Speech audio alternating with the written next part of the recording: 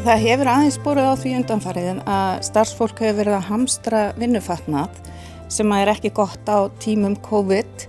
Þannig að mig langar að biðja starfsfólk Landspítala að taka hreinan vinnufatnað í upphafi vaktar og ganga frá óhreinum vinnufatnaði í lok vaktar og setja vinnufatnaðinn þá í þar til gerðan gám eða vagn fyrir utan fataherbergi.